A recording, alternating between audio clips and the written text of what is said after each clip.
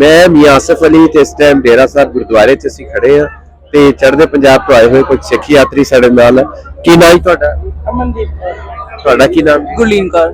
ते कित्थों आए हो तुसीं? अमृतसर अमृतसर तो ते पहली बारी आए हो? पहली बार आए। कैसा लगे इत्थे आके? सब बढ़िया ही है, बस थोड़ा रहन दा है क्योंकि ज्यादा जने आए हुए ना इस बार, फिर थोड़ा अकोमोडेशन का थोड़ा इशू जिहा रहा है, भज के लभना पैंदा है, फिर भी नहीं मिलता है। बहुत वधिया इज्जत कीती, वैसे लोग तो चंगे ही है सारे, बस थोड़ा स्पेस का ही थोड़ा इशू सीगा। नहीं भज के तो लभना पैंदा है, चलो चंगा थोड़ी एक्सरसाइज हो गई। एक्सरसाइज सही है। अच्छा ते ਤੁਹਾਨੂੰ कैसा लगे जी? बहुत वधिया आण के ਅਸੀਂ ਆਪਣੇ ਗੁਰੂਆਂ ਦੀ ਧਰਤੀ ਤੇ ਆਏ ਦਰਸ਼ਨ ਮੇਲੇ ਕਰਨ ਪਹਿਲੀ ਵਾਰ। ਉਹ ਪਹਿਲੀ ਵਾਰ ਚ ਆਏ ਆ, ਚਲੋ ਵਾਹਿਗੁਰੂ ਅੱਗੇ ਸੱਦੂਗਾ ਤੇ ਫੇਰ ਆਵਾਂਗੇ, ਮੌਕਾ ਮਿਲੂਗਾ ਤੇ ਸਾਨੂੰ ਬਹੁਤ ਵਧੀਆ ਲੱਗਾ ਦਰਸ਼ਨ ਮੇਲੇ ਕਰਕੇ। ਤੇ ਤੁਸੀਂ ਇੱਥੇ ਕੀ ਕਰਦੇ ਹੋ? मैं पढ़ती हूँ। ਕਿਹੜੀ ਕਲਾਸ ਚ? मैं BSc नर्सिंग करती हूँ। BS nursing. ਇਹ ਵੀ ਵੈਸੇ ਬੜਾ ਚੰਗਾ ਸ਼ੋਭਾ ਵਾ। ਅਕਸਰ ਮੈਂ ਕਹਿੰਦਾ ਹੁੰਦਾ ਕਿ ਬੇਸਿਕਲੀ ਇਹ ਸਰਵਿਸਿਜ਼ ਦਾ ਸ਼ੋਭਾ ਔਰ ਇਨਸਾਨੀਅਤ ਦੀ ਖਿਦਮਤ ਦਾ ਸ਼ੋਭਾ। ਤੇ ਉੱਥੇ BS ਨਰਸਿੰਗ ਕਿੰਨੇ ਸਾਲ ਦਾ? 4 साल का है। ਅੱਛਾ ਉੱਥੇ ਵੀ 4 ਸਾਲ ਦਾ हाँ ਹੀ जी, ਹੈ। हाँ जी, 4 साल। ਤੇ ਅੱਛਾ ਇੱਥੇ ਦੇ ਜਿਹੜੇ ਲੋਕ ਸੀਗੇ ਜਦੋਂ ਤੁਸੀਂ ਮਿਲੇ ਹੋ, ਬਾਹਰ ਨਿਕਲੇ ਹੋ, ਦੇਖੋ ਬਾਜ਼ਾਰ ਗਏ हाँ जी, हाँ जी। ਕੁਝ ਲੈ ਕੇ ਵੀ ਆਉਂਦਾ? सूट, कपड़े, जुत्तियां, सब कुछ लेके आए। ਅੱਛਾ ਤੇ ਆਪਣੇ ਲਈ ਕਿ ਲੋਕਾਂ ਲਈ?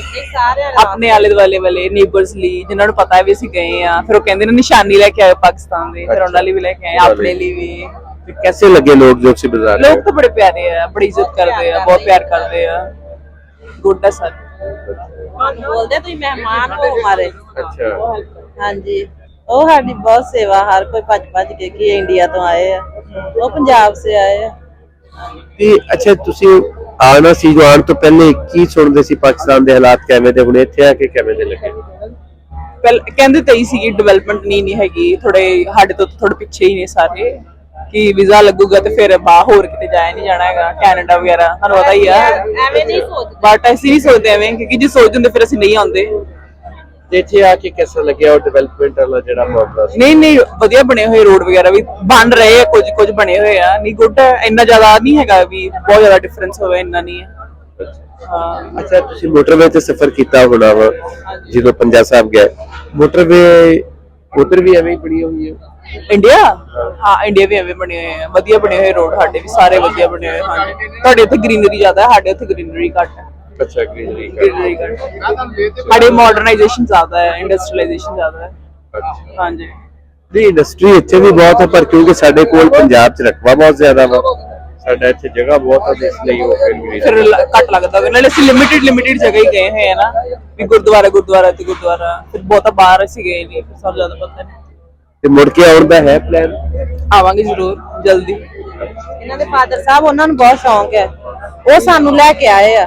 ਉਹਨਾਂ ਨੂੰ ਉਹ ਤਾਂ ਉੱਪਰ ਹੀ ਅਜੇ ਆਏ ਨਹੀਂ ਨੀਚੇ, ਉਹਨਾਂ ਨੂੰ ਬਹੁਤ ਸ਼ੌਂਕ ਸੀ ਕਿ ਮੈਂ ਆਪਣੇ ਬੱਚਿਆਂ ਨੂੰ ਲੈ ਕੇ ਜਾਈਏ, ਅਸੀਂ ਦਰਸ਼ਨ ਕਰਾਈਏ ਅਸੀਂ ਬਾਬਾ ਜੀ ਦੇ ਸਾਰੇ, ਜੋ ਕਿ ਇੱਥੇ ਕੁਛ ਰਹਿ ਗਏ, ਕੁਛ ਸਾਡੇ ਪੰਜਾਬ ਵਿੱਚ ਗੁਰਦੁਆਰਾ ਸਾਹਿਬ ਹੈ ਸਾਰੇ, ਕੁਛ ਇੱਥੇ ਅਸੀਂ ਆਪਣੇ ਗੁਰੂਆਂ ਦੇ ਦਰਸ਼ਨ ਕਰੀਏ, ਆਪਣੇ ਬੱਚਿਆਂ ਨੂੰ ਵੀ ਕਰਾਈਏ। ਹਾਂਜੀ ਬਿਲਕੁਲ ਜੀ, ਕਰਾਓ ਤੇ ਮੁੜ ਕੇ ਆਓ, ਫਿਰ ਮਿਲਾਂਗੇ ਤੇ ਆਉਣ ਜਾਣ ਲੱਗਿਆ ਰਹੇ।